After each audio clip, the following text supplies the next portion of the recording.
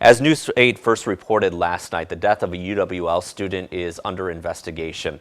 The university says 19-year-old Connor Glynn of Heartland, Wisconsin, was found unresponsive in Angell Hall by friends on Sunday night. UWL says the cause of death is still under investigation, but Chancellor Joe Gow says it could be related to a drug overdose.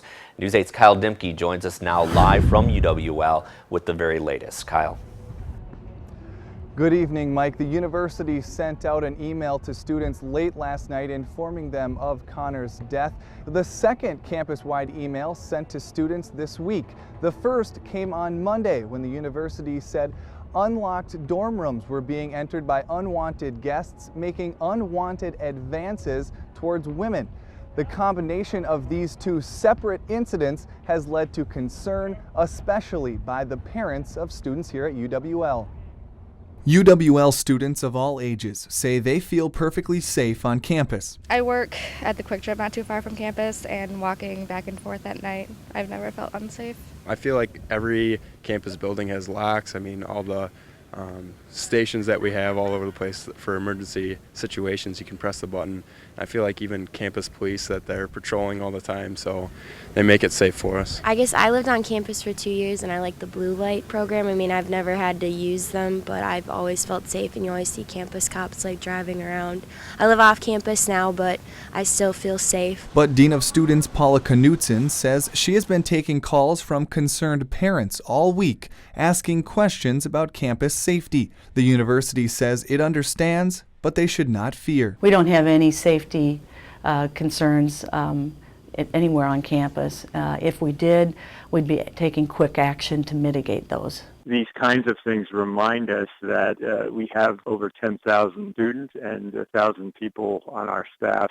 And, you know, when you have that many people, there will be bad things that happen from time to time. And, we've had a bit of a rough patch here, so we'll carry on. But losing a student is always the most traumatic thing that can happen, and unfortunately that has happened. UWL says there is a lot of speculation right now around campus and among parents about what may have caused the death of Connor Glynn. Knutson asks for everyone to be patient while the investigation continues. There are a lot of rumors flying around, and while it's human nature to want to connect the dots and to have answers, that we ask them to all be respectful of the family and those closest to wait for an investigation to play out before we start drawing conclusions. The friends who found Connor here at Angell Hall, the university says, began CPR immediately and continued until emergency personnel arrived. Now, the students and staff here on campus, and specifically here at Angell Hall, are just trying to understand what happened, what took place, get through the grieving process and honor Connor, but also at the same time still have to focus on school. Finals are in 3 weeks, and so it's a very tough time especially for this to be happening.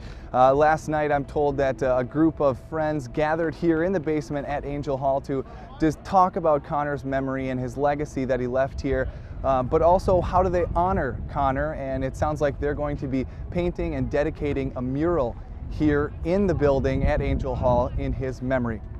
From UWL, I'm Kyle Dimke reporting for News 8. Mike, back to you. Thanks a lot, Kyle. University leaders say they're not certain the exact day or time of Connor's death. Staff were told yesterday that he had passed away. UWL says an autopsy will be performed soon, and the investigation into the cause of death is ongoing.